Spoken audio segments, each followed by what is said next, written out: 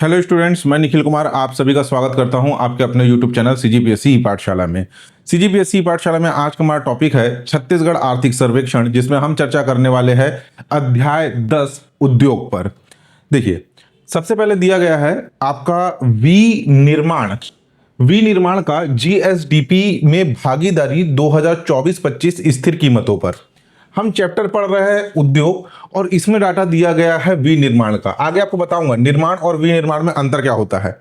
तो विनिर्माण का छत्तीसगढ़ के जीएसडीपी में भागीदारी वित्तीय वर्ष 2024-25 में स्थिर कीमतों पर है 55,71,396 लाख रुपए, जो कि छत्तीसगढ़ के कुल जीएसडीपी का 18.13% है। छत्तीसगढ़ के जीएसडीपी का आकार है लगभग 3,29,00,000 रुपए के आसपास। छत्तीसगढ़ के जीएसडीपी का आकार है, उस 3,29,00,000 में से 55,71,396 लाख रुपए का योगदान विनिर्माण क्षेत्र का है।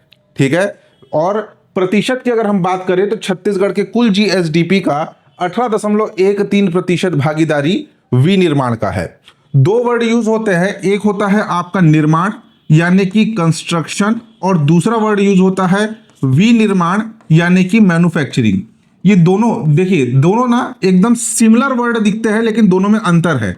विनिर्माण, एक निर्माण है और दूसरे के आगे वी लगा हुआ है विनिर्माण। विनिर्माण का मतलब होता है मैन्युफैक्चरिंग। अब इसका डेफिनेशन क्या होता है, डेफिनेशन थोड़ा समझ लीजिए। मेरे हिसाब से मैंने अध्याय 5 या अध्याय 3 में इसका जो डेफिनेशन है उसे एक बार बताया हुआ है। एक होता है निर्माण यानी कंस्ट्रक्शन, दूसरा होता है विनिर्माण यानी कि आपका मैन्युफैक्चरिंग।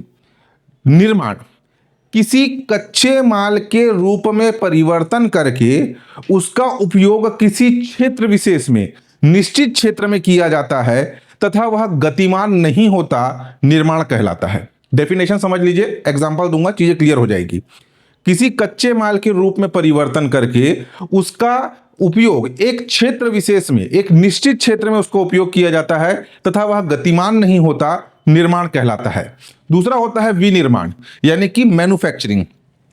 कच्चे माल के रूप में परिवर्तन करके उसका उपयोग व्यापक स्तर पर किया जाता है। ठीक है, किसी भी स्थान पर व्यापक स्तर पर उसका उपयोग किया जाता है तथा यह गतिमान होता है, यह कहलाता है आपका विनिर्माण यानी कि मैन्युफैक्चरिंग। अब अगर आपको इसका एग्जांपल दूं तो जैसे जो बड़े बड़े आपके फ्लाईओवर बने हुए हैं, ठीक है, ये आपके निर्माण के एग्जाम्पल है, कंस्ट्रक्शन के एग्जाम्पल है, जिसमें कच्चे माल के रूप में परिवर्तन करके उसका उपयोग किसी क्षेत्र विशेष में किया जा रहा है। और भी अगर आपको अच्छा एग्जाम्पल दूं कि जैसे कि आप ये समझ लीजिए रायपुर में कोई एक फेमस मॉल है, ठीक, या फिर रायपुर में आपका जंगल सफारी कंस्ट्रक्टेड है, बना हुआ है, या कोई फेमस मॉल है, बना हुआ है। कच्चे माल के रूप में परिवर्तन करके उसे जो है एक मॉल का रूप दिया गया। अब वह गतिमान है क्या? वह गतिमान नहीं है। उसका उपयोग उस क्षेत्र विशेष में यानी कि रायपुर में किया जा सकता है। अगर आपको वो मॉल को घूमना है तो रायपुर जाना पड़ेगा। तो ये कंस्ट्रक्शन का एग्जाम्पल है। वहीं अगर हम विनिर्माण यानी मैन्युफैक्चरिंग के एग्जाम्पल की बात करें तो जो दैनिक यानी कि डेली यूज में जो आप प्रोडक्ट उपयोग में लाते हैं, जैसे कि साबुन हो गया, साबुन के पीछे आप अगर लिखा हुआ देखेंगे तो मैन्युफैक्चर्ड बाय होगा। जैसे डिजिटल बोर्ड है, इसमें भी आपके पीछे तरफ कहीं पर भी इसके कंपनी का जो नाम है उसके सामने आपका मैन्युफैक्चर्ड बाय लिखा होगा। इसमें क्या है, कच्चे माल के रूप में परिवर्तन करके उसका उपयोग व्यापक स्तर पर किया जाता है और यह गतिमान होता है। इसका मतलब जैसे हमारे जो भारत में कपड़ा का सबसे बड़ा जो बाजार है वो मौजूद है आपका सूरत में कपड़े का निर्माण हुआ यानी कि कपड़ा बनाया गया और बना करके उसे अलग अलग राज्यों में बेचने के लिए भेजा जाता है। अलग अलग राज्यों में, कोई एक स्थान पर नहीं, उसमें गतिमान है, उसका ट्रांसपोर्टेशन किया जाता है बेचने के लिए। साबुन की टिकिया फॉर एग्जांपल बना आपका विशाखापट्टनम में, बिक रहा है हमारे छत्तीसगढ़ में।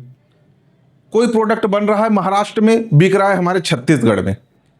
तो ये कहलाता है आपका मैन्युफैक्चर्ड बाय। ठीक है, वैसे तो इससे ये केवल आपके बेसिक नॉलेज के लिए है, या कभी आपसे इंटरव्यू में कुछ पूछ लिया जाए कि निर्माण और विनिर्माण या कंस्ट्रक्शन और मैन्युफैक्चरिंग में अंतर क्या है, तो ये बताने के लिए, बाकी इससे ज्यादा डीप में आएगा नहीं क्वेश्चन। ठीक है, लेकिन ये आंकड़ा याद रखना कि विनिर्माण का जीएसडीपी में भागीदारी वित्तीय वर्ष 2024-25 में 55,71,396 लाख रुपए जो है आपका विनिर्माण का जीएसडीपी में भागीदारी है। परसेंटेज में 18.13%। ठीक, नेक्स्ट देखिए, प्रदेश में लागू प्रमुख औद्योगिक नीतियां। कुछ औद्योगिक नीतियां लागू भी हुई और समाप्त भी हो गई, और कुछ औद्योगिक नीतियां वर्तमान में लागू है। ठीक है, जो औद्योगिक नीतियां समाप्त हो चुकी है उसे भी हम देखेंगे, और जो नीतियां अभी लागू है उसे भी हम पढ़ेंगे। सबसे पहले नंबर पर है ऑटोमोटिव नीति, यानी कि आपका जो व्हीकल है, ठीक है, जो गाड़ियां है उससे संबंधित ये नीति हमारे प्रदेश में लागू थी 2012 से लेकर के 2017 तक, समाप्त हो चुकी है। ठीक है, दूसरा है कृषि एवं खाद्य प्रसंस्करण नीति। कृषि एवं खाद्य प्रसंस्करण, कृषि मतलब एग्रीकल्चर, खाद्य प्रसंस्करण मतलब फूड प्रोसेसिंग। कृषि एवं खाद्य प्रसंस्करण नीति जो कि 2012 से लेकर के 2019 तक हमारे प्रदेश में लागू थी, उसके आगे इसका कोई अपडेट नहीं है। नेक्स्ट है ग्रामोद्योग नीति। ठीक है, ग्राम में जो आपके छोटे छोटे उद्योग होते हैं उससे रिलेटेड ग्रामोद्योग नीति जो कि 2016 से लेकर के 2021 तक हमारे प्रदेश में लागू थी। इसके बाद इसमें कोई अपडेट नहीं है। अब उसके नीचे के जो 4 नीतियां हैं ये हमारे लिए इंपॉर्टेंट है। देखिए, सौर ऊर्जा नीति। सौर ऊर्जा नीति जो कि 2017 से लेकर के 2027 तक 10 साल के लिए हमारे प्रदेश में लागू है। ठीक, जो नवीनीकरण, इससे पहले जो सौर ऊर्जा नीति जिसे अभी नया नाम दिया गया आपका 2017 से 2027 तक लागू है, इससे पहले 2002 में इसे नवीनीकरण ऊर्जा नीति के नाम से लागू किया गया था। ठीक है, अभी इसका नाम है आपका सौर ऊर्जा नीति जो कि 2017 से 2027 तक 10 साल के लिए इसे लागू किया गया है। इससे पहले की अगर आप नीतियां देखेंगे तो ये जनरली 5 साल के लिए लागू थे, और इसके आगे भी आप जो भी नीतियां देखेंगे वो भी आपके 5 साल के लिए ही लागू किया गया है। ठीक, और जो सौर ऊर्जा नीति है वो आपका 10 साल के लिए लागू है, इसे याद रखना। ठीक है, तो सौर ऊर्जा नीति जैसे कि अगर अभी आप देख रहे हैं हमारे प्रदेश में जो है सौर ऊर्जा, सोलर पैनल से बिजली उत्पादन, प्रधानमंत्री सूर्य घर योजना, ये काफी चलाया जा रहा है। घरों के ऊपर बड़े बड़े सोलर पैनल लगा करके जो आपका विद्युत उत्पादन, इसके लिए प्रोत्साहन किया जा रहा है। हाफ बिजली बिल योजना को तो लगभग समाप्त कर दिया गया है, समाप्त नहीं, पहले 400 यूनिट तक जो है आपका कोई भी 400 यूनिट तक विद्युत का खपत करता था तो उसका बिजली बिल आधा हो जाता था। अब वो 400 यूनिट को आधा करके, आधा का आधा करके, यानी कि 100 यूनिट उसका मैक्सिमम लिमिट कर दिया गया है। अगर कोई 100 यूनिट तक विद्युत का खपत करता है, जो कि जनरली पॉसिबल नहीं है, शहरी क्षेत्र के लिए जनरली पॉसिबल नहीं है, 100 यूनिट तक विद्युत का खपत करता है तो तभी उसका बिजली बिल आधा होगा। 100 यूनिट से ज़्यादा अगर हुआ तो जो आपका नॉर्मल टैरिफ रेट है उस आधार पर भुगतान करना होगा बिजली बिल।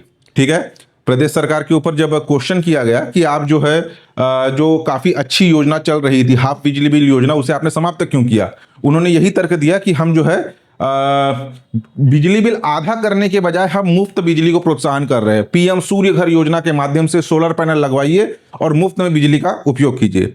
लेकिन भैया वो मुफ्त वाला चीज़ नहीं है, उसमें भी पैसा लगेगा, इंस्टॉलेशन कॉस्ट लगेगा। जो आप चीज़ें लगाएंगे, भले आप बैंक से ऋण लेकर के ईएमआई पे उठा करके सब्सिडी भी देंगे, लेकिन एक लिमिट तक सरकार के द्वारा सब्सिडी दिया जा रहा है। ठीक है, चलिए वो बात का विषय है। बस याद रखना सौर ऊर्जा नीति जिसके तहत आपका जो पीएम सूर्य घर योजना में जो आपके सोलर पैनल इंस्टॉल किए जा रहे हैं वो भी इस नीति का ही एक पार्ट है।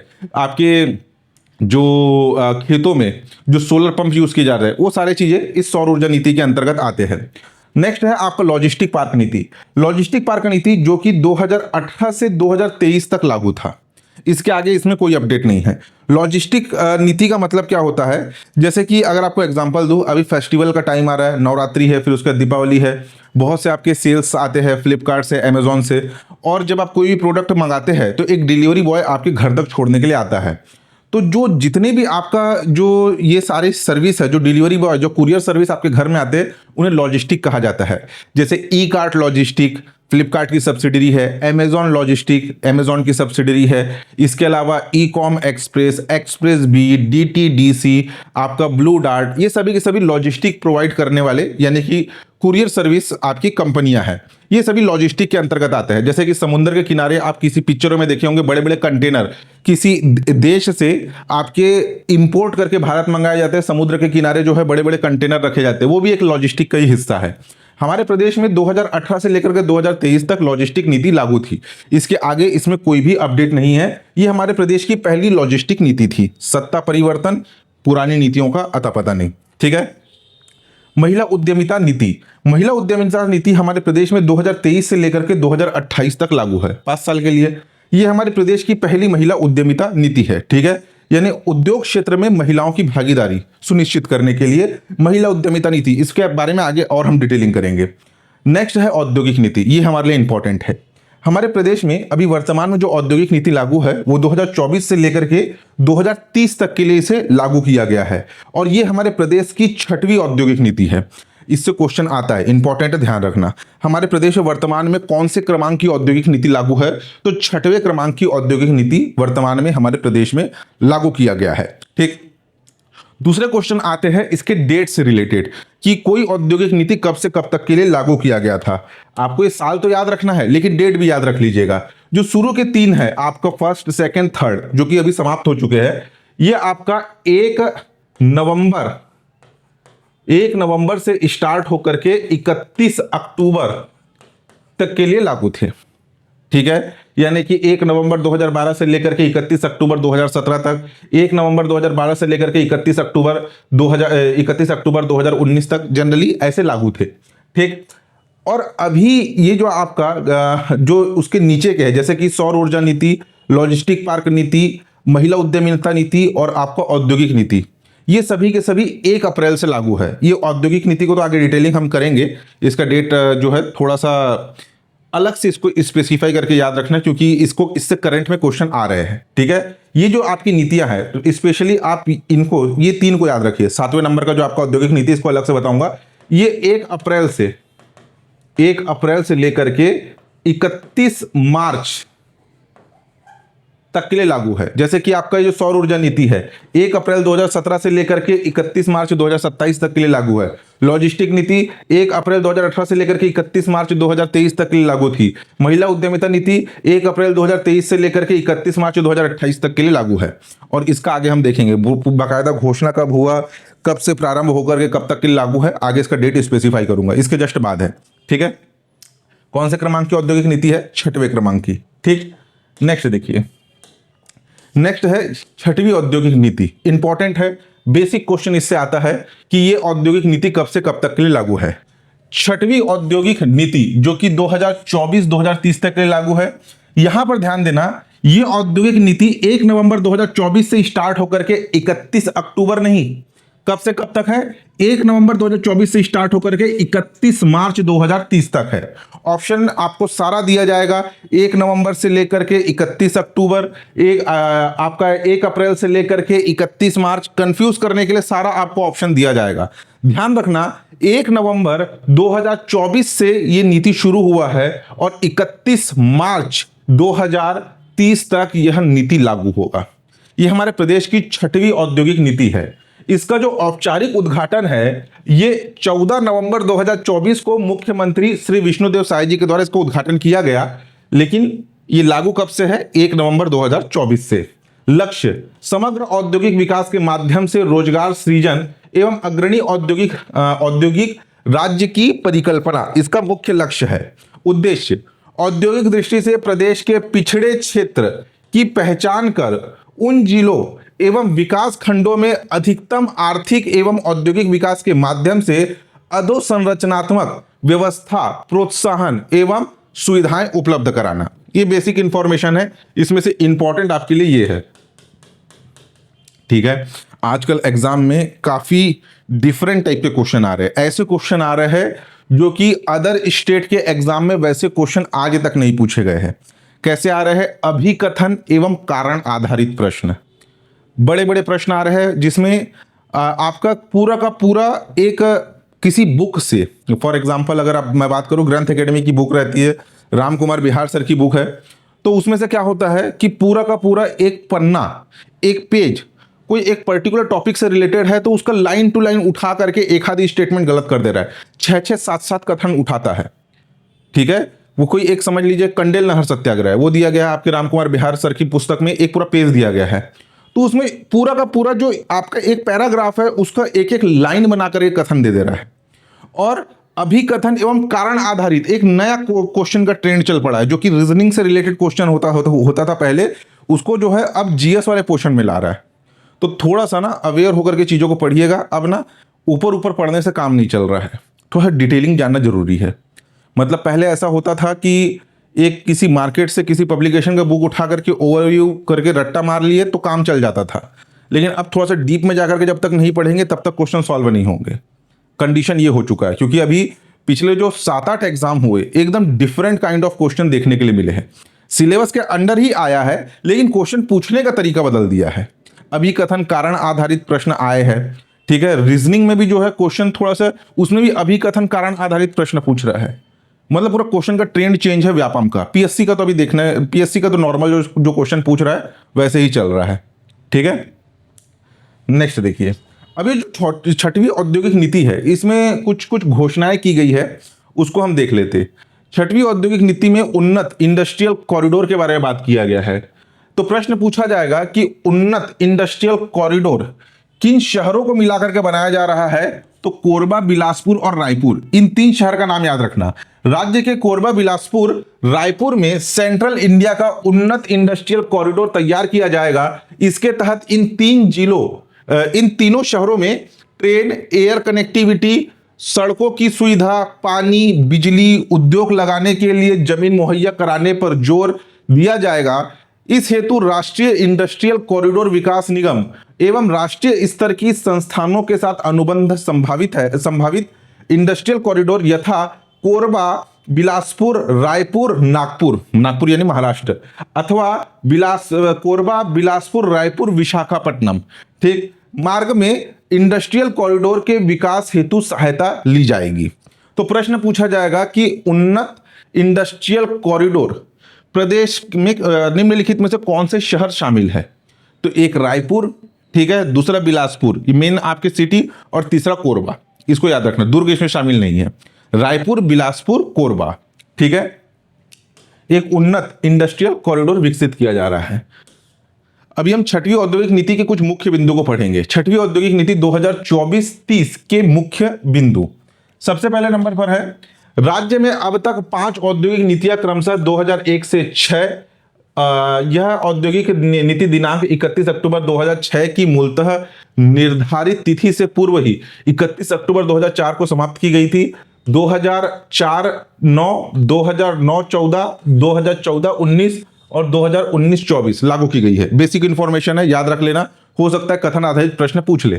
राज्य में वर्तमान में 56 औद्योगिक क्षेत्र, इंपॉर्टेंट है। नवंबर 2024 तक की स्थिति में, यानी कि जब औद्योगिक नीति लागू किया गया था तब तक की स्थिति में हमारे प्रदेश में कुल 56 औद्योगिक क्षेत्र स्थापित है। प्रदेश में वर्तमान में औद्योगिक विकास को दृष्टिगत रखते हुए प्रदेश के विकास खंडों का 3 श्रेणियों में वर्गीकरण किया गया है। समूह 1 के अंतर्गत 10 विकास खंड को रखा गया है, समूह 2 के अंतर्गत 61 और समूह 3 के अंतर्गत 75 विकास खंड रखे गए हैं। बस ये याद रखना कि कौन कौन से समूह में कितने कितने विकास खंड है। ज्यादा डिटेलिंग में जाओगे तो और कंफ्यूजन क्रिएट होगा, ठीक है। बस इतना याद रखना कि कौन कौन से समूह में कितने कितने विकास खंड है, और टोटल 56 औद्योगिक क्षेत्र है नवंबर 2024 तक की स्थिति में। तीसरा, औद्योगिक विकास नीति 2024-30 के अंतर्गत औद्योगिक निवेश प्रोत्साहन की दृष्टि से उद्यमों को सामान्य उद्यम, थ्रस्ट सेक्टर उद्यम, कोर सेक्टर उद्यम, अपात्र उद्यम और विशिष्ट श्रेणी उद्यम के वर्गों में वर्गीकृत किया गया है, ठीक है। औद्योगिक निवेश प्रोत्साहन की दृष्टि से, ठीक है, औद्योगिक निवेश प्रोत्साहन यानी कि इसमें इन्वेस्टमेंट, निवेश मतलब इन्वेस्टमेंट, प्रोत्साहन की दृष्टि से सामान्य उद्यम, थ्रस्ट उद्यम, आपका कोर सेक्टर उद्यम, अपात्र उद्यम, विशिष्ट श्रेणी उद्यम वर्गों में वर्गीकृत किया गया है। राज्य में अनुसूचित जाति, जनजाति, महिला उद्यमियों, सेनानिवृत्त अग्निवीर सैनिक यानी कि रिटायर आपके अग्निवीर सैनिक, भूतपूर्व सैनिकों जिसमें पैरामिलिट्री भी शामिल है, को जमीन, बिजली, पानी की सुविधाओं में छूट दी जाएगी। यानी कि किन किन को छूट दिया जा रहा है, एसटी, एससी, महिला वर्ग, उसके बाद रिटायर आपके अग्निवीर सैनिक, भूतपूर्व सैनिकों को जो है आपका छूट दिया जा रहा है। उद्योग स्थापित करने के लिए जमीन लेने में, बिजली, पानी सुविधाएं आदि में छूट दी जाएगी। ये भी याद रखना कि किन किन को छूट प्रदान किया गया है नई औद्योगिक नीति के अंतर्गत, ठीक। नेक्स्ट देखिए, नक्सल प्रभावित कमजोर वर्ग, तृतीय लिंग के उद्यमी भी नई औद्योगिक पॉलिसी के तहत निवेश प्रोत्साहन के पात्र होंगे। उन्हें भी उद्योग लगाने में कई छूट प्रदान किए गए हैं। राज्य के प्रशिक्षित लोगों को रोजगार से जोड़ने के लिए उद्योगों के लिए प्रति व्यक्ति 15,000 रुपए का ट्रेनिंग फंड देने का नियम बनाया गया। इसे भी याद रख लेना कि राज्य के प्रशिक्षित लोगों को रोजगार से जोड़ने के लिए उद्योग के लिए प्रति व्यक्ति कितना जो है ट्रेनिंग फंड का नियम बनाया गया है, तो 15,000 रुपए ट्रेनिंग फंड का नियम बनाया गया है। नई औद्योगिक विकास नीति में कोर सेक्टर के उत्पादों जैसे स्टील, सीमेंट, ताप विद्युत एवं एल्युमिनियम, देखिए भारत में आपके कोर सेक्टर इंडस्ट्री की संख्या कितनी है? 8। हमारे छत्तीसगढ़ में कोर सेक्टर इंडस्ट्री कितनी है पूछा जाए तो टोटल 4 सेक्टर जो है ये कोर सेक्टर के अंतर्गत आते हैं। कौन कौन सा? स्टील उद्योग, भिलाई स्टील प्लांट, मेजर आपका स्टील प्रोडक्शन है जिंदल स्टील प्लांट। उसके बाद सीमेंट, पूरा सीमेंट के कारखाने बलौदा बाजार भरे हुए हैं, चूना पत्थर का भंडार है, मैक्सिमम प्रोडक्शन होता है। ताप विद्युत संयंत्र, कोयले का भंडारण समुचित मात्रा में है हमारे प्रदेश में, पूरा का पूरा कोरबा में ताप विद्युत संयंत्र स्थापित है, एक ये हो गया। और आपका एल्यूमिनियम, बाल्को। तो ये 4 जो है आपके कोर सेक्टर उद्योग है। कोर सेक्टर उद्योग किसे कहा जाता है? ऐसे उद्योग जिस पर जो है किसी देश या किसी राज्य की अर्थव्यवस्था में सर्वाधिक भागीदारी होती है। यानी कि ये ऐसे उद्योग होते हैं जिनकी सर्वाधिक भागीदारी उस देश या उस राज्य की अर्थव्यवस्था में होती है। तो ये हमारे प्रदेश के कोर सेक्टर उद्योग है। तो ये आपके सीमेंट, स्टील, सीमेंट, ताप विद्युत एवं एल्युमिनियम के लिए पृथक प्रावधान तथा राज्य की आवश्यकताओं को ध्यान में रखते हुए थ्रस्ट एवं सामान्य उद्योगों में विभाजित किया गया है। नेक्स्ट है माइक्रो स्मॉल मीडियम इंटरप्राइजेस, यानी कि सूक्ष्म लघु मध्यम उद्योग, एमएसएमई कहा जाता है, को लेकर के पहली बार नई औद्योगिक नीति में सर्विस सेक्टर पर फोकस किया गया है। ठीक, यानी कि सेवा क्षेत्र। नेक्स्ट है नई नीति में यंग एंटरप्रेन्योर को लोन देने का नियम भी बनाया गया है। युवाओं को अपना स्वयं का व्यवसाय कर आत्मनिर्भर बनाने के लिए उद्यम क्रांति योजना का प्रावधान है। इस योजना के अंतर्गत राज्य के शिक्षित युवा बेरोजगारों को अनुदान, आर्थिक सहायता के साथ ऋण देने का प्रावधान है। एग्जाम में पूछा गया प्रश्न है, ध्यान देना, यह प्रश्न पूछा गया था कि उद्यम क्रांति योजना का संबंध किससे है? उद्यम क्रांति योजना का संबंध युवाओं को स्वयं का व्यवसाय देने से संबंधित है या यंग एंटरप्रेन्योर को लोन देने से संबंधित है। इंपॉर्टेंट है ये उद्यम क्रांति, अब भी व्यापम के एग्जाम में पूछा गया प्रश्न है। उद्यम क्रांति योजना का संबंध किससे है? युवाओं को स्वयं के रोजगार स्थापित करने से संबंधित है। ठीक है, तो ये जो हम देख रहे हैं ना, एक एक सिंगल लाइन, इससे भी आपके क्वेश्चन पूछे जा रहे हैं। इंपॉर्टेंट है, इसको ना लाइटली मत लेना है। नेक्स्ट है राज्य में फिल्म उद्योग यानी फिल्म इंडस्ट्री के विकास हेतु नवीन फिल्म निर्माण studio, editing studio, sound recording studio की स्थापना एवं फिल्म प्रोसेसिंग से संबंधित गतिविधियों पर औद्योगिक नीति में प्रावधानित अनुसार किए गए निवेश की मात्रा के अनुसार सामान्य श्रेणी उद्यम हेतु प्रावधानित है। यानी कि फिल्म उद्योग को सामान्य श्रेणी उद्यम के अंतर्गत रखा जा रहा है। ठीक है, उसके अलावा राज्य के मूल निवासियों को नव स्थापित उद्योगों में आरक्षण दिया जा रहा है। यानी कि मान लीजिए कोई बड़ी इंडस्ट्री है जो हमारे प्रदेश में स्थापित हो रही है, वो इंडस्ट्री हमारे छत्तीसगढ़ से रिलेटेड नहीं है, किसी दूसरे राज्य की एक कोई बड़ा उद्योगपति हमारे छत्तीसगढ़ राज्य में अपना एक इंडस्ट्री स्थापित करना चाह रहा है, तो उस बाहर के जो आपके उद्यमी या बाहर के जो उद्योगपति हमारे प्रदेश में अपना इंडस्ट्री स्थापित करेंगे, तो उन्हें हम अपने इंडस्ट्री में हमारे छत्तीसगढ़ के मूल निवासियों को अलग अलग क्षेत्र में कुछ आरक्षण देना होगा। देखिए, औद्योगिक विकास नीति 2024-30 के अंतर्गत घोषित किए गए औद्योगिक निवेश प्रोत्साहन प्राप्त करने के लिए उद्यम राज्य के मूल निवासियों को स्थायी नियोजन में रोजगार उपलब्ध कराना अनिवार्य होगा। अकुशल कर्मचारियों या श्रमिक, जैसे कि जो ठेका मजदूर होते हैं, केवल सामान उठाना, ढोना और दूसरे जगह जाके रखना, अकुशल कर्मचारी या श्रमिक, इसमें 100% आरक्षण होगा। यानी कि जो अकुशल अगर श्रमिकों की आवश्यकता है तो कहीं बाहर से दूसरे राज्यों से श्रमिक नहीं लाए जाएंगे, छत्तीसगढ़ के ही 100% लोगों को उसमें रखा जाएगा। अगर कुशल कर्मचारियों की आवश्यकता है तो कुशल कर्मचारियों में 70% प्राथमिकता छत्तीसगढ़ के मूल निवासियों को दी जाएगी। प्रशासकीय और प्रबंधकीय कर्मचारी यानी कि मैनेजमेंट लेवल के जो आपके मैनेजमेंट एडमिनिस्ट्रेशन लेवल के जो आपके कर्मचारी है, उसमें 40% हमारे छत्तीसगढ़ के मूल निवासी होना आवश्यक है। ठीक, नेक्स्ट देखिए निवेशों का वर्गीकरण। इस नीति में औद्योगिक निवेश प्रोत्साहन की दृष्टि से उद्यमी निवेशकों को 7 प्रकार से वर्गीकृत किया गया है। ये नया फैक्ट है, इंपॉर्टेंट है। इस बार ये आपको शायद इकोनॉमिक सर्वे में नहीं देखने के लिए मिलेगा। ये जो अलग से प्रदेश सरकार ने जो राजपत्र प्रकाशित किया था आपके औद्योगिक नीति लागू करने से संबंधित, उसमें से ये सारे फैक्ट उठाए गए हैं। तो इसको इकोनॉमिक सर्वे में सर्च मत कीजिएगा। तो जो निवेशकों का वर्गीकरण यानी कि अपना उद्योग स्थापित करने के लिए जो इन्वेस्टमेंट किए जा रहे हैं, जो बड़े बड़े उद्योगपति जो इन्वेस्टमेंट करेंगे, उनको 7 श्रेणियों में वर्गीकृत किया गया है। इंपॉर्टेंट इसे भी याद रखना कि जो वर्तमान में जो नई औद्योगिक नीति लागू है उसमें औद्योगिक निवेश प्रोत्साहन की दृष्टि से उद्यमी एवं निवेशकों को कितने प्रकार से वर्गीकृत किया गया है, तो कुल 7 प्रकार से वर्गीकृत किया गया है। ठीक है, एक है आपका सामान्य वर्ग के उद्यमी, दूसरा अनुसूचित जाति जनजाति वर्ग के उद्यमी, तीसरे है अप्रवासी भारतीय प्रत्यक्ष विदेशी निवेशकों FDI, निर्यातक निवेशक, विदेशी तकनीक वाले उद्यम, चौथा है महिला उद्यमी एवं तृतीय लिंग, पांचवा है राज्य के सेनानिवृत्त सैनिक, राज्य पुलिस एवं अर्धसैनिक बलों से सेनानिवृत्त व्यक्ति, राज्य के सेनानिवृत्त अग्निवीर सैनिक, नक्सल प्रभावित व्यक्ति, दिव्यांग निशक्त उद्यमी। ये पांचवा आपका वर्ग है।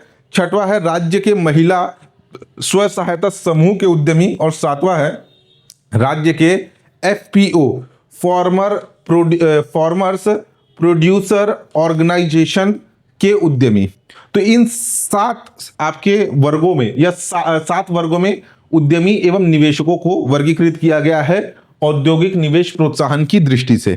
ठीक है, ये वर्ड भी यूज रखना, ध्यान में रखना कि औद्योगिक निवेश प्रोत्साहन की दृष्टि से उद्यमी एवं निवेशकों को कुल कितने प्रकार से वर्गीकृत किया गया है, तो 7 प्रकार से। ठीक है, नेक्स्ट देखिए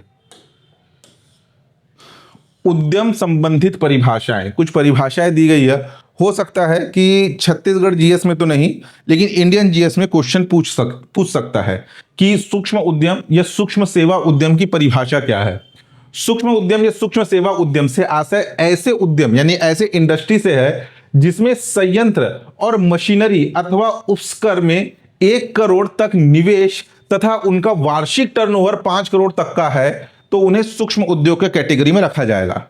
लघु उद्योग या लघु सेवा उद्यम से आशय ऐसे इंडस्ट्री ऐसे उद्योग से है जिसमें संयंत्र यानी कि प्लांट स्थापित करने, मशीनरी अथवा उपकरण में 10 करोड़ रुपए तक निवेश यानी इन्वेस्टमेंट और उनका वार्षिक टर्नओवर 50 करोड़ तक का होना अपेक्षित है, उन्हें लघु उद्यम कहा जाता है। उसके बाद मध्यम उद्यम और मध्यम सेवा उद्यम, ये आपके मध्यम उद्यम या मध्यम सेवा उद्यम से आशय ऐसे उद्यमों से है जिसमें संयंत्र, मशीनरी तथा उपकरण में 50 करोड़ तक निवेश तथा वार्षिक टर्नओवर 250 करोड़ तक होना अपेक्षित है, मध्यम उद्यम कहलाएंगे। और एक होता है आपका वृहद उद्यम।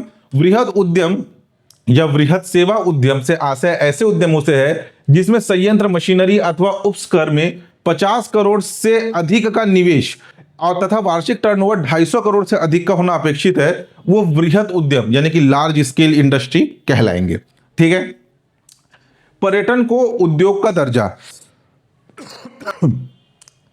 मंत्रिपरिषद जो कैबिनेट की बैठक हुई, मंत्रिपरिषद ने राज्य में पर्यटन को बढ़ावा तथा योजनाबद्ध विकास के लिए छत्तीसगढ़ पर्यटन विभाग के प्रस्ताव पर राज्य में पर्यटन को उद्योग का दर्जा प्रदान करने का निर्णय लिया गया है। पर्यटन को उद्योग का दर्जा दिए जाने से प्रदेश में साहसिक जल पर्यटन, मेडिकल एवं वेलनेस टूरिज्म, एग्रो टूरिज्म, पर्यटन की इकाइयों, लैंड बैंक में निजी निवेश को आकर्षित तथा प्रोत्साहित करने में मदद मिलेगी। पर्यटन संबंधित अधोसंरचना का विकास होगा। राज्य में नई पर्यटन नीति 1 अप्रैल 2025 से लागू होगी। मौजूदा पर्यटन नीति की अवधि मार्च 2025 में समाप्त होगी। ठीक है, ये जब उस समय इकोनॉमिक सर्वे जब बना रहे थे तब ये मंत्रिपरिषद की बैठक से रिलेटेड एक आर्टिकल आया था, उससे इसे उठाया गया है। पर्यटन को उद्योग का दर्जा यानी कि जो टूरिज्म सेक्टर है उसे आपके उद्योग का दर्जा दिया जा रहा है। उद्योग का दर्जा देने से क्या होगा कि जो निजी क्षेत्र के जो भी आपके बड़े बड़े उद्योगपति है वो भी इस क्षेत्र में यानी कि पर्यटन क्षेत्र में निवेश कर सकते हैं। आपके पर्यटन क्षेत्र में बड़े बड़े आपके वहाँ पे होटल्स बना सकते हैं, या किसी टूरिस्ट प्लेस को आपको डेवलप कर सकते हैं। टिकटिंग सिस्टम यानी कि उसको कोई एक प्राइवेट सेक्टर की कंपनी किसी उद्योग किसी जो है आपके टूरिस्ट क्षेत्र टूरिस्ट प्लेस को डेवलप करेगी, उसके बदले में वहाँ पे आने वाले जो पर्यटक है उनसे एक विजिटिंग चार्ज लेगी। ऐसे टाइप से उसमें अगर उद्योग का दर्जा दिया जाता है तो ये चीज होगा। अब देखो ये बात है आपका जब इकोनॉमिक सर्वे आया था मार्च उस समय का आर्टिकल कि पर्यटन को उद्योग का दर्जा दिया जाएगा। अब इसे दर्जा तो दिया नहीं गया, लेकिन एक नीति आई है छत्तीसगढ़ होम स्टे नीति। छत्तीसगढ़ होम स्टे नीति, छत्तीसगढ़ होम स्टे नीति जो कि 2025 से 2030 तक के लिए इसे लागू किया गया है। ये छत्तीसगढ़ होम स्टे नीति ये पर्यटन से ही रिलेटेड है। इसमें शुरुआती तौर पर सरगुजा और बस्तर इन दो को शामिल किया गया है। होम स्टे नीति का मतलब जैसे कि जो आपके सरगुजा और बस्तर क्षेत्र के जो पर्यटन स्थल है वहां पर अगर कोई पर्यटक घूमने के लिए जाते हैं तो होम स्टे नीति के तहत जो वहां के जो रहने वाले जो जनजाति वर्ग है जो आदिवासी समूह है उनके घरों को उनके झोपड़ियों को एज अ होटल रुकने के लिए पर्यटक यूज कर सकते हैं। यानी कि अगर वो 3 नाइट्स 4 डे के लिए वहां पे स्टे कर रहे हैं, 4 नाइट 5 डेज के लिए वहां पे स्टे कर रहे हैं, तो वो वहाँ के जो लोकल लोग हैं या वहाँ के जो लोकल आदिवासी है, वहाँ के जो ट्राइबल्स है, वहाँ की जो जनजातियाँ हैं या वहाँ के जो सामान्य आपके ग्रामीण हैं उनके घरों में वो रुक सकते हैं। ऐसा करने से ये बस्तर और सरगुजा क्षेत्र का उनको कल्चर जानने का मौका मिलेगा, उनके रहन सहन उनकी जीवन शैली को जानने का मौका मिलेगा, वो क्या खाते हैं, कैसे रहते हैं, क्या पहनते हैं, कैसे बोलते हैं, यानी कि वहां के कल्चर को भी लोगों को जानने का मौका मिलेगा। तो ये है आपका छत्तीसगढ़ होम स्टे नीति जो कि 2025-30 तक लागू किया गया है। प्रारंभिक तौर पर यह सरगुजा और बस्तर में से लागू किया गया है, पर्यटन से रिलेटेड है। ठीक है, नेक्स्ट देखिए औद्योगिक नीति 2024-30 के अंतर्गत प्रदेश में उद्यमों का वर्गीकरण। जैसे कि अभी हमने पहले देखा था कोर सेक्टर उद्योग, कोर सेक्टर उद्योग में स्टील संयंत्र, ताप विद्युत संयंत्र, एल्युमिनियम संयंत्र और सीमेंट संयंत्र। एक बार का प्रश्न पूछा गया था कि निम्नलिखित में से कौन सा एक छत्तीसगढ़ के कोर सेक्टर इंडस्ट्री में शामिल नहीं है। 4 ऑप्शन दिए गए थे, स्टील संयंत्र, ताप विद्युत संयंत्र, एल्युमिनियम संयंत्र और एक दिया था ऑटोमोबाइल संयंत्र। तो कौन सा शामिल नहीं है? ऑटोमोबाइल संयंत्र शामिल नहीं है। 4 है स्टील, ताप विद्युत संयंत्र यानी कि थर्मल पावर प्लांट, एल्युमिनियम संयंत्र या एल्युमिनियम इंडस्ट्री, सीमेंट संयंत्र। ठीक है, थ्रस्ट सेक्टर उद्यम जिसको विकसित थ्रस्ट सेक्टर उद्यम मतलब इन क्षेत्र के उद्यमों को विकास पर ज्यादा बल दिया जाएगा, ज्यादा जोर दिया जाएगा। जैसे कि फार्मास्यूटिकल एवं मेडिकल डिवाइस सेंटर, कृषि खाद्य एवं उद्यानिकी उत्पाद प्रसंस्करण सेंटर, ऑटोमोबाइल सेक्टर एवं डिफेंस एवं एरोस्पेस सेंटर, सूचना प्रौद्योगिकी IT hardware sector, textile sector, engineering sector, one उपज आधारित सेक्टर, उत्पाद आधारित थ्रस्ट सेक्टर। अगर आप देखेंगे तो ये सारे क्षेत्र के संयंत्र हमारे प्रदेश में एकदम न के बराबर है और ये सभी जरूरी चीजें हैं। यानी कि छत्तीसगढ़ में जो है मेडिकल इंडस्ट्री, फार्मास्यूटिकल और मेडिकल इंडस्ट्री इसका भी होना जरूरी है। कृषि, छत्तीसगढ़ कृषि प्रधान राज्य है, यहाँ पे कृषि खाद्य एवं उद्यानिकी उत्पादन प्रसंस्करण इस पर भी जोर देना जरूरी है। तो ये ऐसे आपके उद्यम है जिसके विकास के लिए जो है सरकार जो है एक अलग तरीके से इस पर जोर देकर के कार्य करेगी। थ्रस्ट सेक्टर उद्यम है। नेक्स्ट है अपात्र उद्यम। अपात्र उद्यम का मतलब ये नहीं है कि इन उद्यमों को छत्तीसगढ़ में कोई जगह नहीं है। छत्तीसगढ़ में अगर आप देखोगे तो अल्कोहल डिस्टिलरी यानी कि शराब मैक्सिमम मात्रा में सरकार शुरू में, हमारे छत्तीसगढ़ में 2 राजनीतिक दल जो पुरजोर विरोध करते हैं शराब का। जब एक राजनीतिक दल सत्ता पे आती है तो दूसरा बोलती है कि शराब बंद करो, दूसरी आती है तो पहली वाली बोलती है शराब बंद करो। लेकिन दोनों में से कोई भी राजनीतिक दल शराब बंद करने को तैयार नहीं है, क्योंकि सरकार का मैक्सिमम रेवेन्यू जो है इसी आपके शराब से आ रहा है। पहले तो शराब ठेकेदारों के द्वारा बेचा जा रहा था, अब सरकार खुद शराब बेच रही है क्योंकि उसको सरकार को उसमें खुद प्रॉफिट दिख रहा है।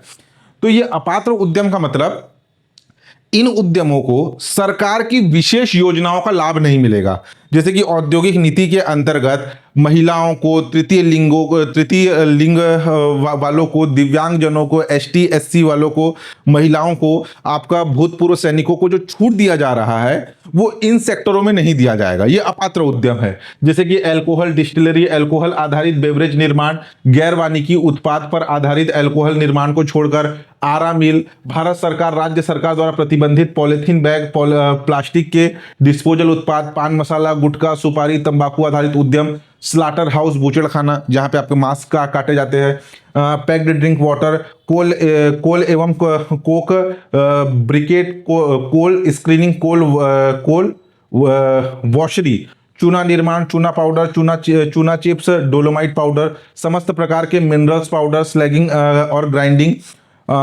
एस्बेस्टस और उस पर आधारित उद्यम, लेदर टैनरी, स्पंज आयरन, एकीकृत स्टील प्लांट, तापीय विद्युत उत्पाद संयंत्र बिल्हा और धरसिया विकासखंड के लिए, स्टोन क्रेशर, गिट्टी निर्माण, राइस मिल एवं पर बॉइलिंग, सभी प्रकार के उत्पाद पैकिंग। ये इन क्षेत्र, ये जो है सरकार की विशेष योजनाओं का लाभ इन्हें नहीं मिलेगा, इसलिए इन्हें अपात्र उद्यम के अंतर्गत रखा गया है।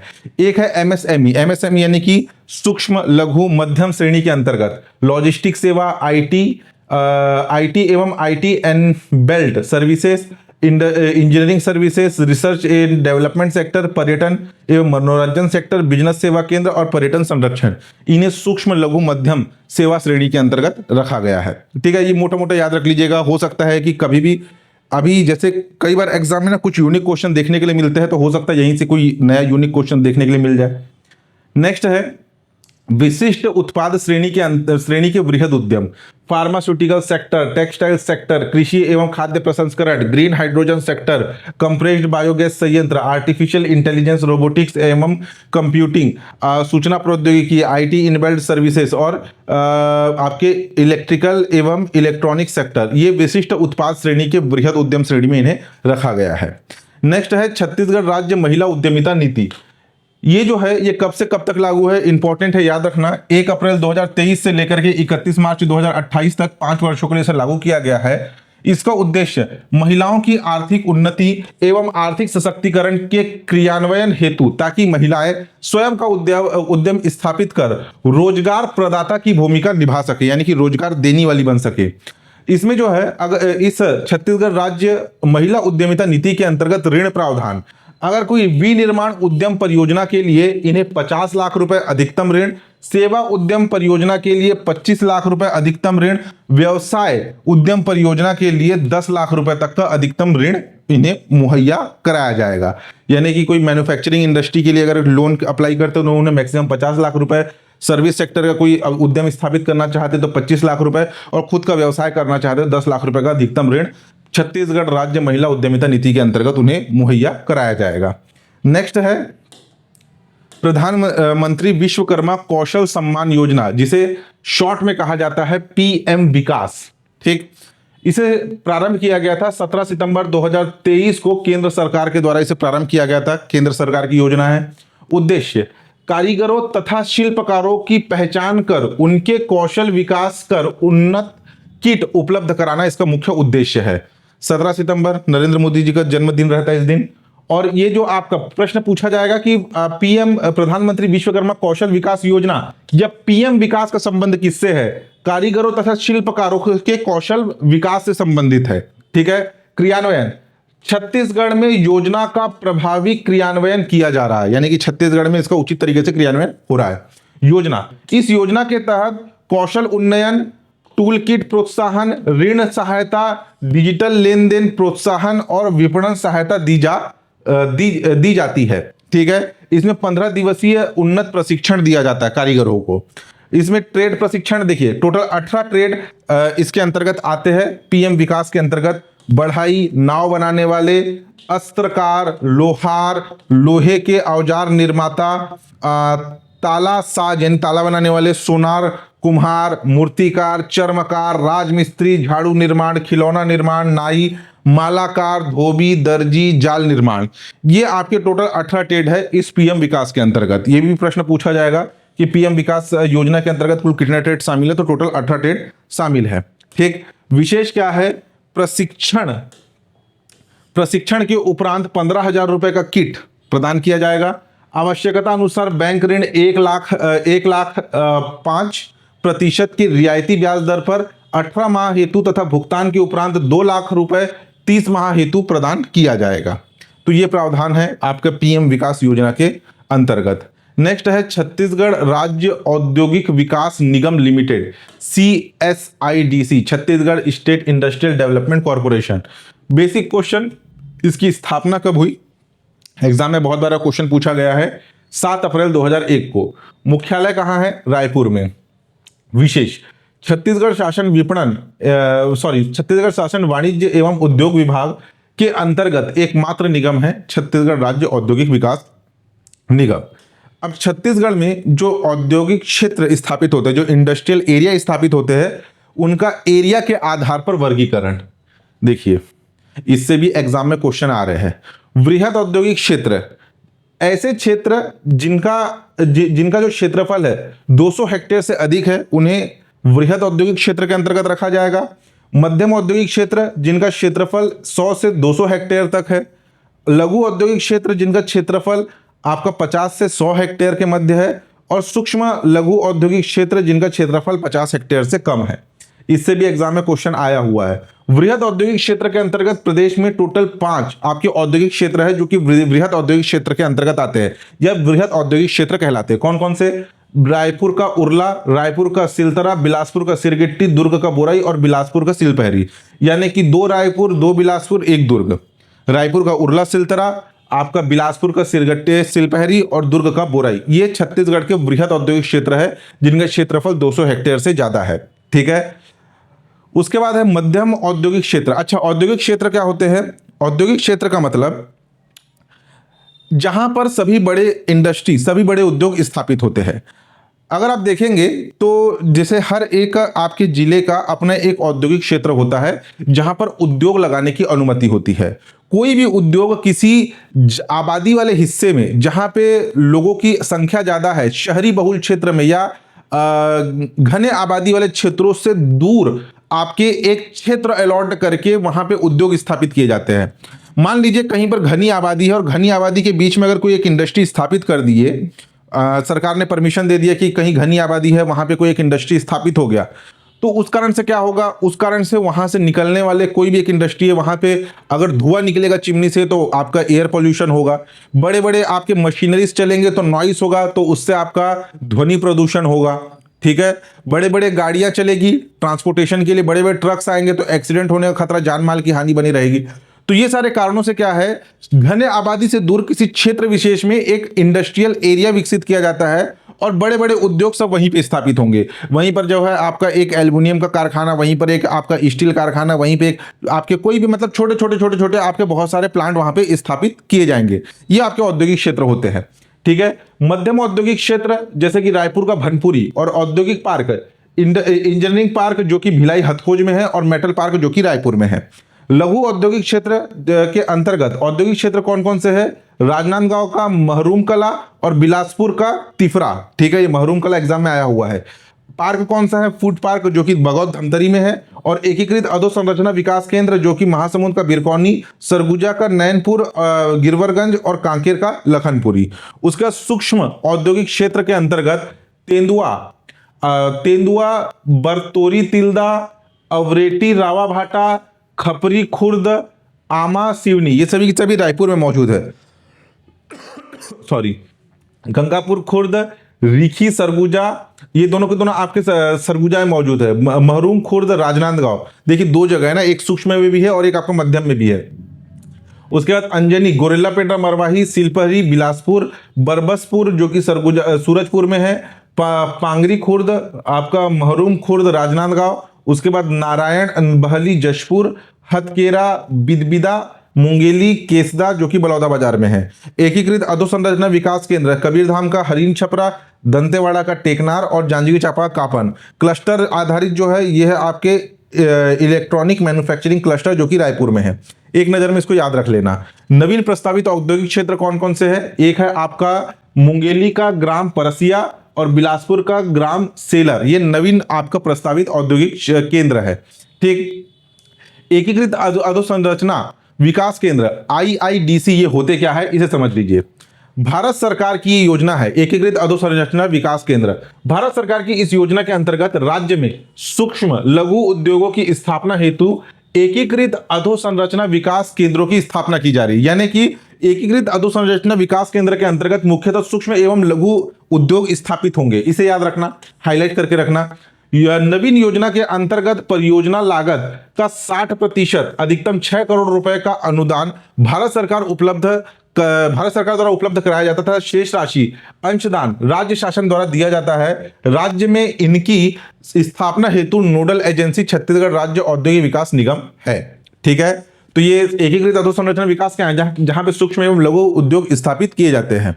भारत सरकार के सहयोग से एकीकृत अधोसंरचना विकास केंद्र की स्थापना का अनुमोदित किया गया है, जिनका निम्नानुसार विवरण है। जैसे कि रायगढ़ जिले में सरायपाली महुआपाली ये स्थापित हो चुका है, जबकि रायपुर का अभनपुर प्रस्तावित है और धमतरी का जी आमगांव ये प्रस्तावित है।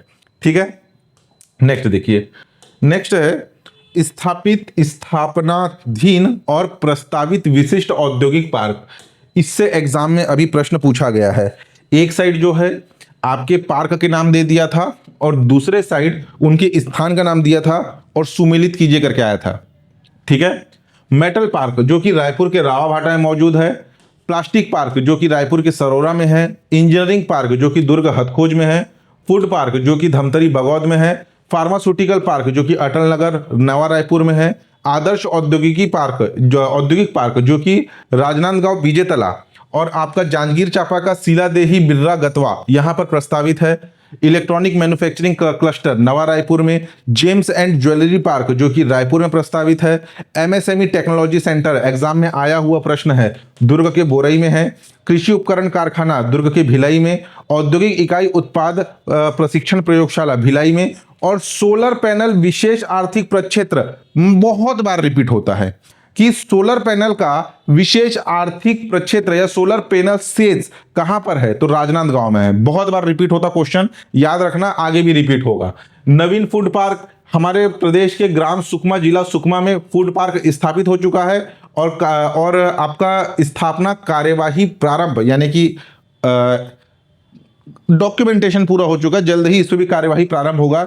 छिंदगढ़, कोंटा, पखांजूर और श्यामतरा यहां पर जो है प्रस्तावित है, कार्यवाही प्रारंभ हो चुका है और यहां पे फूड पार्क स्थापित हो चुका है। ठीक है, ये लिस्ट को याद रखना, इस लिस्ट से एग्जाम में क्वेश्चन आ रहा है। नेक्स्ट देखिए, कमर्शियल कोर्ट छत्तीसगढ़ देश का पहला राज्य है जिसने सबसे पहले अपने यहाँ वाणिज्यिक विवादों यानी कि आपका वाणिज्य क्षेत्र में जो भी आपके डिस्प्यूट होंगे, वाणिज्यिक विवादों के निराकरण के लिए नया रायपुर में कमर्शियल कोर्ट की स्थापना की है। इस न्यायालय में सबसे बड़ी विशेषता यह है कि इसकी संपूर्ण प्रक्रिया एवं निर्णय पारित करने की प्रक्रिया भी ऑनलाइन है।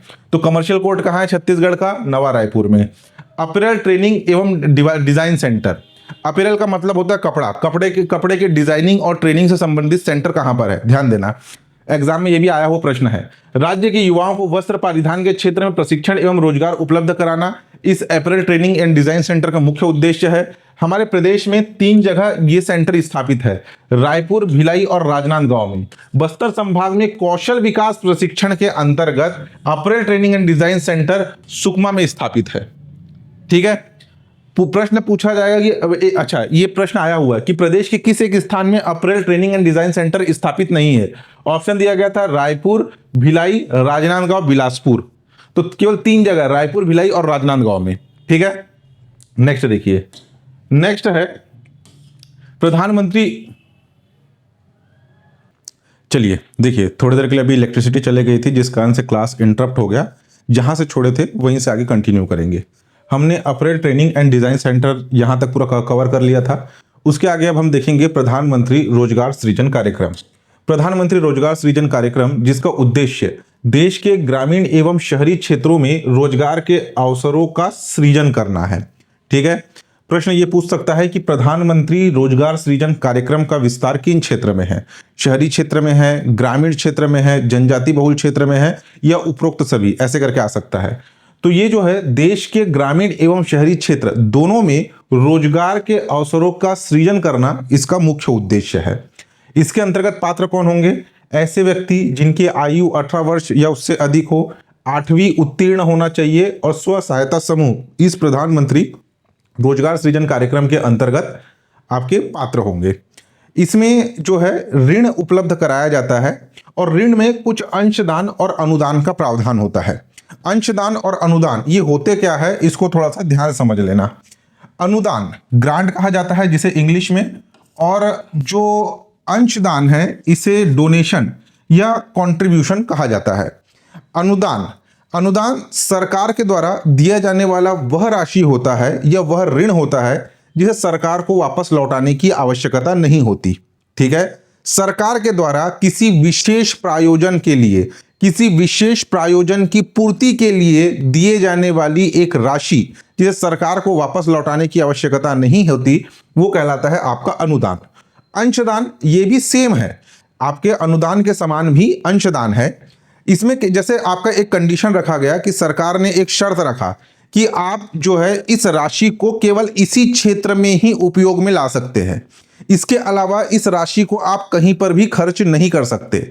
लेकिन अंशदान वह राशि होती है, सरकार के द्वारा दी जाने वाली वह राशि जिसे आप किसी अन्य प्रयोजनों के लिए भी यूज कर सकते हैं। देखो, प्रधानमंत्री रोजगार सृजन योजना का मुख्य उद्देश्य क्या है? रोजगार के अवसरों का सृजन करना। सरकार चाहती है कि जो आपके 18 वर्ष से अधिक आयु वर्ग के लोग, 8वीं उत्तीर्ण, ये अपना स्वयं का रोजगार अपना शुरू कर सके।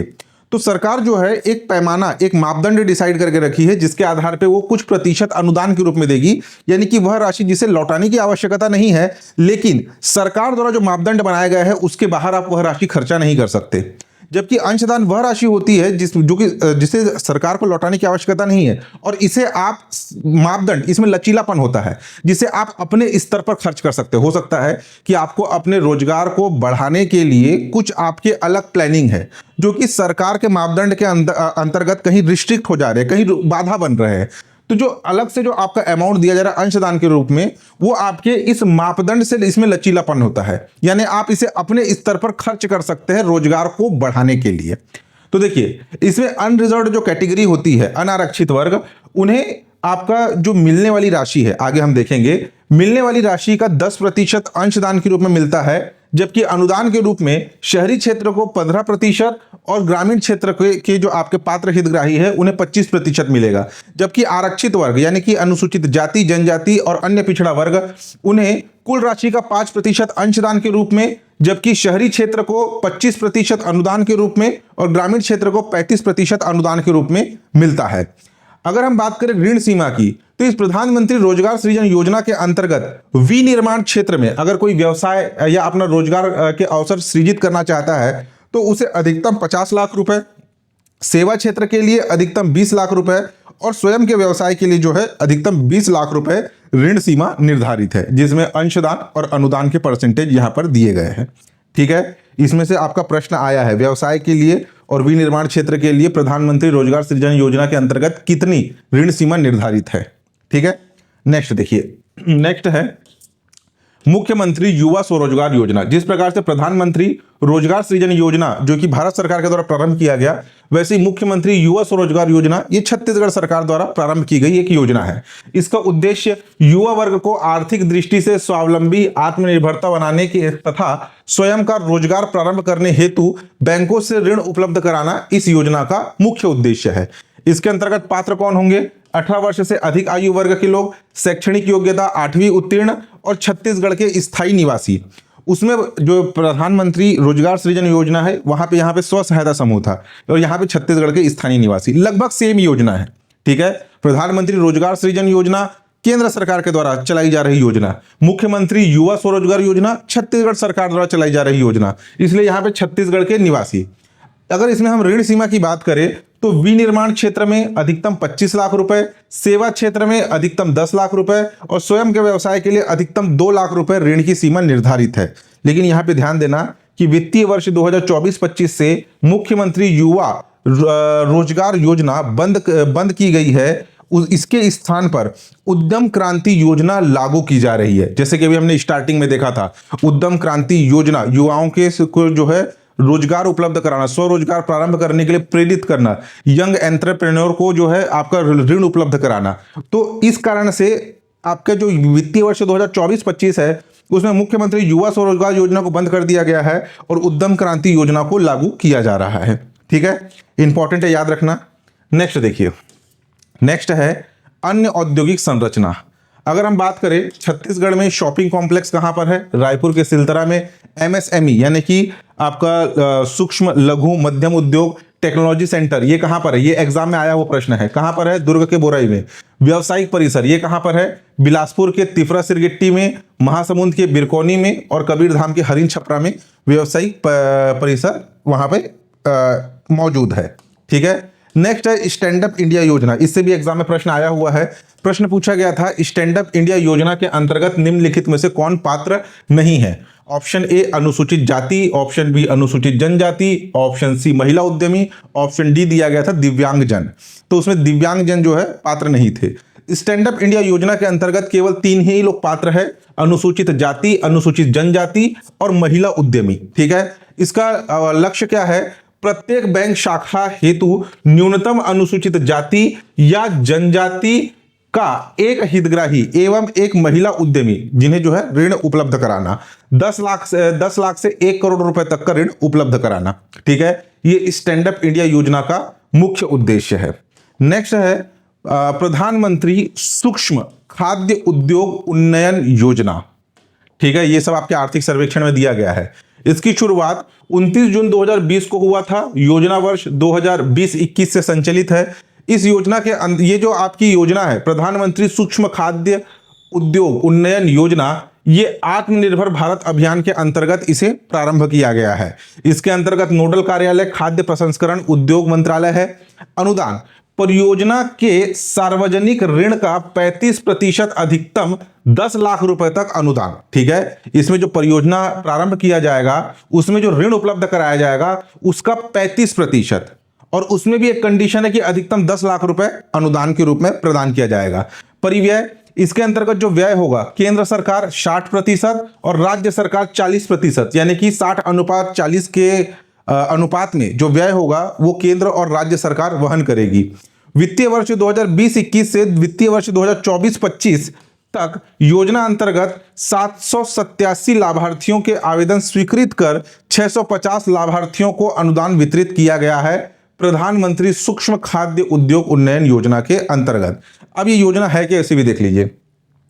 प्रधानमंत्री सूक्ष्म खाद्य उद्योग उन्नयन योजना एक केंद्र प्रायोजित योजना है जिसका उद्देश्य खाद्य प्रसंस्करण उद्योग के असंगठित खंड में मौजूदा व्यक्तिगत सूक्ष्म उद्यमों की प्रतिस्पर्धात्मकता को बढ़ाना, क्षेत्र के औपचारिकता को बढ़ावा देना और किसान उत्पादक संगठनों, स्व सहायता समूहों और उत्पादकों को उनकी पूरी मूल्य श्रृंखला के साथ सहकारी समितियों को सहायता प्रदान करना है। यह योजना इनपुट की खरीद, सामान्य सेवाओं और उत्पादों के विपणन के संबंध में पैमाने का लाभ उठाने के लिए एक जिला एक उत्पाद दृष्टिकोण को अपनाती है।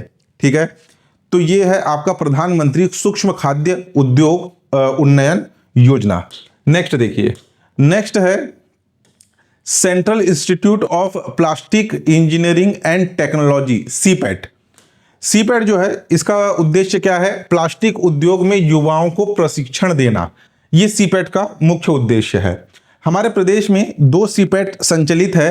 पहला वर्ष 2016 में रायपुर के भनपुरी में खोला गया, दूसरा 2019 में कोरबा जिले के स्याहीमुड़ी में खोला गया। तो प्रदेश में 2 सीपैट है, central institute of plastic engineering and technology, लेकिन इसका नाम परिवर्तित हो गया, ध्यान देना।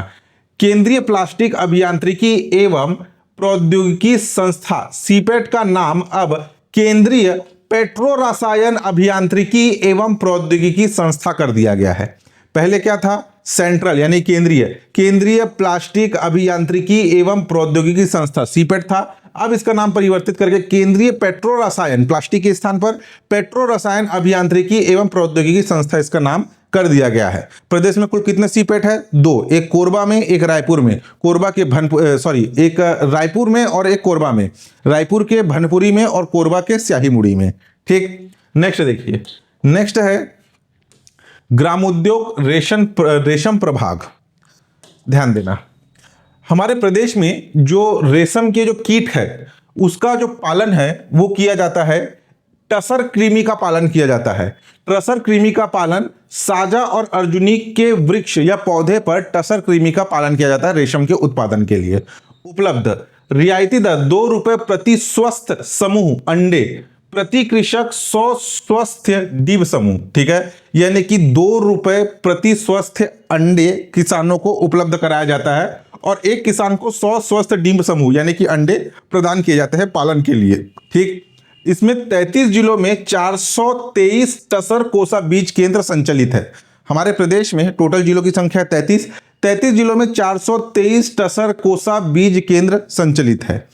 कोकून उत्पादन की बात करें तो वित्तीय वर्ष 2023-24 में टसर कोकून का उत्पादन रहा 753.80 लाख नग पालित।